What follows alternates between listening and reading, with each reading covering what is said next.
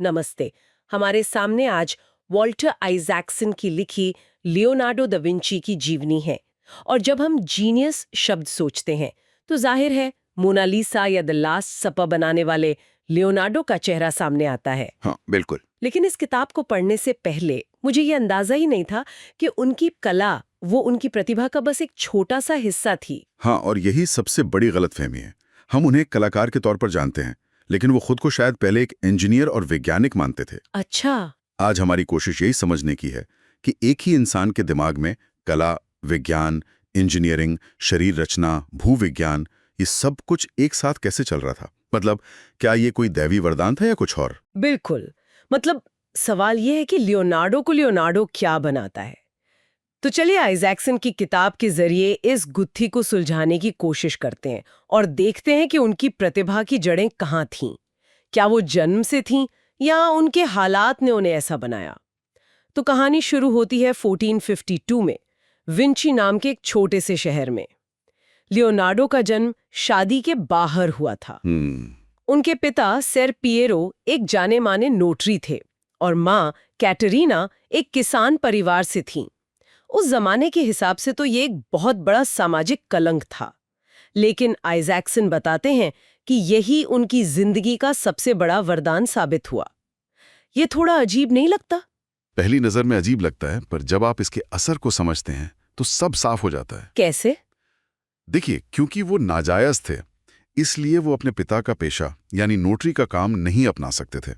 उस जमाने के नियम इसकी इजाजत नहीं देते थे। ओह, ओके। और इसी वजह से उन्हें यूनिवर्सिटी में भी दाखिला नहीं मिला, जहां उस दौर की पारंपरिक पढ़ाई होती थी, मतलब लैटिन भाषा और पुरानी धार्मिक किताबें रटना।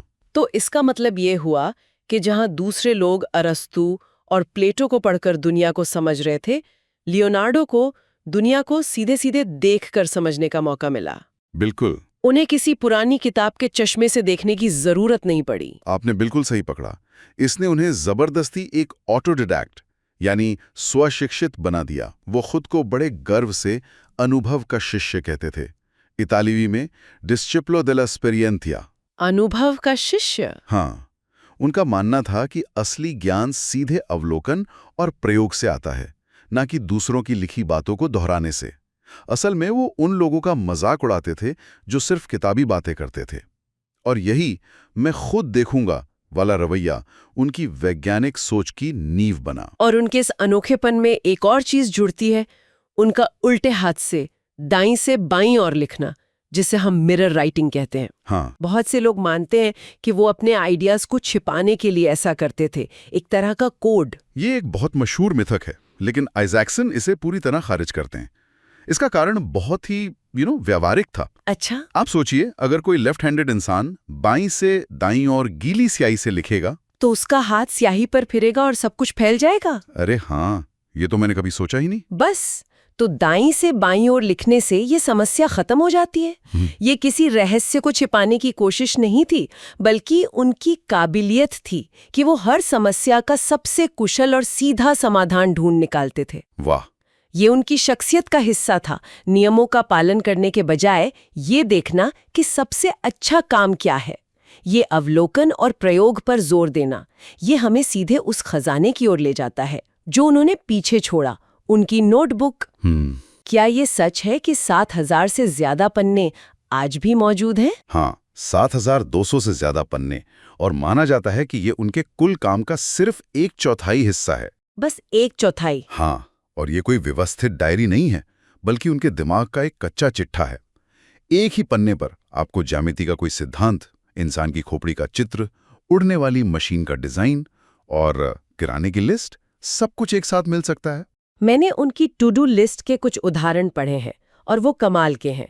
जैसे मिलान शहर का नक्शा बनाओ। हाँ, गणित के मास्टर से सीखो कि एक त्रिभुज को वर्ग कैसे बनाते हैं।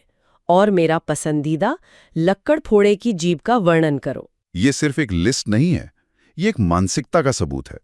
जीनियस लोग सिर्फ बड़े सवालों के जवाब नहीं ढूंढते, वे उन सवालों को पूछना कभी बंद नहीं करते जिन्हें हम सब ने बचपन में ही पूछना छोड़ दिया था। सही बात है। लक्कड़ फोड़े की जीभ कैसी होती है, या आसमान नीला क्यों होता है? ये सवाल पूछने की कला ही अपने आप में जीनियस होने की निशानी है।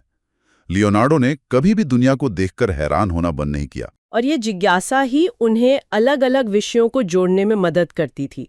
आइजैक्सन बताते हैं कि कैसे पानी में बनने वाले भंवरों का अध्ययन हाँ, उन्हें इंसानी बालों के घुंघराले लटों को पेंट करने में मदद करता था, या कैसे उन्होंने इंसानी होठों की मांसपेशियों को समझने के लिए शवों का विच्छेदन किया ताकि वो दुनिया की सबसे मशहूर मुस्कान बना सकें। यही उनकी प्रतिभा का सार है, पैटर्न को पहचानना। वो हर चीज में कनेक्शन देखते थे। उनकी कला वैज्ञानिक थी क्योंकि वो हजारों घंटों के अवलोकन पर आधारित थी। और उनका विज्ञान कलात्मक था। बिल्कुल, क्योंकि वो प्रकृति की सुंदरता और उसके डिजाइन की सराहना करते थे। उनके लिए दोनों अलग अलग विषय थे ही नहीं, ये तो बस दुनिया को समझने के दो अलग अलग रास्ते थे। तो ये सब सीखने की शुरुआत कहाँ से हुई? लगभग 12 साल की उम्र में वो फ्लोरेंस चले गए, जो उस वक्त पुनर्जागरण का केंद्र था। हाँ, और वहां उन्होंने एंड्रिया डेल वेरोक्यो के वर्कशॉप में काम करना शुरू किया। जब हम वर्कशॉप के बारे में सोचते हैं तो दिमाग में एक पेंटिंग स्टूडियो आता है, लेकिन आइजैक्सन बताते हैं कि ये उससे कहीं ज्यादा था, लगभग एक आधुनिक इनोवेशन हब जैसा। बिल्कुल सही शब्द है, इनोवेशन हब। वो जगह आज के R&D लैब और आर्टिस्ट कलेक्टिव का मिला जुला रूप थी। वहां कला और इंजीनियरिंग को अलग करके नहीं देखा जाता था। मतलब कैसा माहौल था वहां? सोचिए उस माहौल को। एक कोने में कोई कलाकार पेंट के लिए नए पिगमेंट तैयार कर रहा है, तो दूसरे कोने में कोई इंजीनियर एक बड़ी कांसे की मूर्ति ढालने के लिए धातु विज्ञान और मशीनों पर काम कर रहा है। और युवा लियोनार्डो इन सब के बीच घूम रहे थे, हर चीज को सोख रहे थे। उनके लिए पेंट का रंग और कांसे का गलनांक दोनों एक ही दुनिया के हिस्से थे, पदार्थों की दुनिया। हाँ, वही उन्होंने सीखा कि एक पेंटिंग में गहराई दिखाने के लिए आपको ज्यामिति और प्रकाशिकी के नियम समझने होंगे। एक मूर्ति को संतुलित करने के लिए आपको भौतिकी समझनी होगी, और हथियार बनाने के लिए मैकेनिक्स। सही। वेरोक्यो के वर्कशॉप ने उनके दिमाग में ये बात बिठा दी कि रचनात्मकता किसी एक विषय तक सीमित नहीं है। यहाँ एक दिलचस्प किस्सा भी है। वेरोक्यो ने डेविड की एक प्रसिद्ध कांस्य प्रतिमा बनाई थी। हाँ। आइजैक्सन इस सिद्धांत का जिक्र करते हैं कि उस मूर्ति के लिए मॉडल शायद खुद युवा लियोनार्डो थे। कहा जाता है कि लियोनार्डो बहुत खूबसूरत थे, सुनहरे बालों वाले और बहुत सजीले। ये एक आकर्षक विचार है। इसे साबित तो नहीं किया जा सकता, लेकिन अगर आप उस मूर्ति को देखें तो उसके चेहरे पर जो आत्मविश्वास और हल्की सी रहस्यमयी मुस्कान है, वो उस युवा कलाकार की छवि से बिल्कुल मेल खाती है, जिसके बारे में इतिहासकारों ने लिखा है। वो डेविड सिर्फ एक योद्धा नहीं है, बल्कि एक विचारक है, जिसकी आंखों में एक अजीब सी चमक है। शायद वो वेरोक्यो थे जो अपने सबसे प्रतिभाशाली शिष्य की प्रतिभा को कांस्य में अमर कर रहे थे। तो चलिए अब उनकी सबसे मशहूर कलाकृतियों को इसी नए नजरिए से देखते हैं, जहां कला और विज्ञान एक दूसरे में घुल मिल जाते हैं। द लास्ट सपर से शुरू करते हैं। द लास्ट सपर सिर्फ एक धार्मिक पेंटिंग नहीं है, यह गणित, प्रकाशिकी और मानव मनोविज्ञान का एक मास्टरपीस है। गणित? वो कैसे? सबसे पहले तो इसका पर्सपेक्टिव यानी परिप्रेक्ष्य देखिए। किसी सपाट दीवार पर 3 आयामों का भ्रम पैदा करना, यह अपने आप में एक विज्ञान है। लियोनार्डो ने कमरे की सभी रेखाओं, छत से लेकर फर्श तक, को ईसा मसीह के सिर पर केंद्रित किया है। अच्छा। इससे आपकी नजर सीधे कहानी के केंद्र में चली जाती है। और उन्होंने सिर्फ एक कमरा नहीं बनाया, बल्कि एक पल को समय में जमा दिया। हाँ, और वो पल कौन सा है? वो क्षण जब ईसा मसीह कहते हैं, तुम में से एक मुझे धोखा देगा। उस एक वाक्य के बाद कमरे में जो मनोवैज्ञानिक तूफान उठता है, लियोनार्डो ने उसे पकड़ लिया है। तो हर शिष्य की प्रतिक्रिया अलग है? एकदम अलग। कोई गुस्से में है, कोई हैरान है, कोई इनकार कर रहा है, और यहूदा जो धोखेबाज है पीछे की ओर हट रहा है। उसके चेहरे पर अंधेरा है। आइजैक्सन लिखते हैं कि इन चेहरों को बनाने के लिए लियोनार्डो मिलान की सड़कों पर घूमते थे और लोगों के हाव भाव का अध्ययन करते थे। वो अपनी नोटबुक में नाराज लोगों, हंसते हुए लोगों, रोते हुए लोगों के चेहरे बनाते थे। बिल्कुल, ये पेंटिंग सालों के अवलोकन का नतीजा है। ये सिर्फ कल्पना नहीं है, ये मानव स्वभाव का गहरा अध्ययन है, जिसे उन्होंने कला के माध्यम से प्रस्तुत किया। और अब आते हैं दुनिया की सबसे मशहूर, सबसे रहस्यमयी पेंटिंग पर, मोनालिसा। उसकी मुस्कान। किताब पढ़ने के बाद लगता है कि ये कोई जादू नहीं, बल्कि विशुद्ध विज्ञान और ऑप्टिकल इल्यूजन है। हाँ, इसका सीधा संबंध उनके शरीर रचना के अध्ययन से है।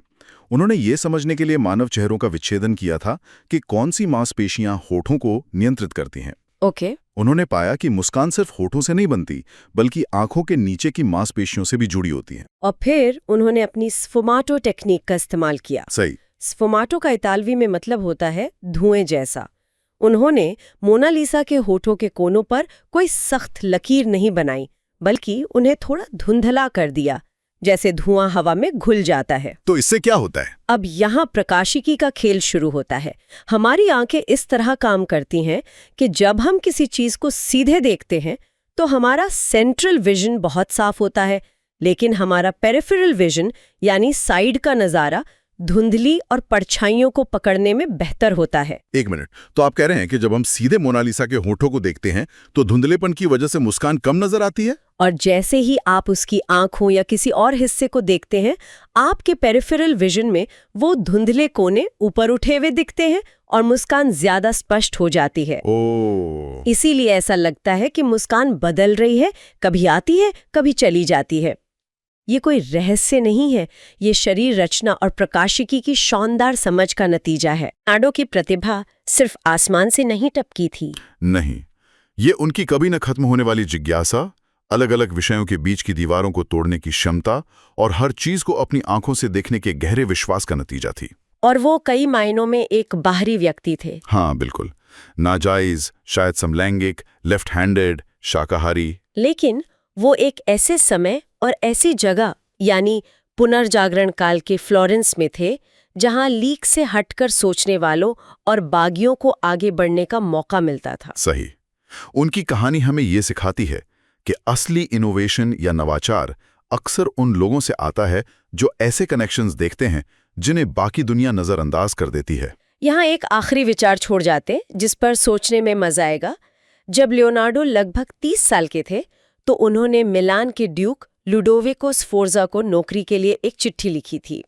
उस चिट्ठी में उन्होंने अपनी काबिलियतों की एक लिस्ट बनाई थी। और उस लिस्ट की सबसे हैरान करने वाली बात यह थी कि उन्होंने पहले अपनी 10 सैन्य इंजीनियरिंग क्षमताओं का जिक्र किया था।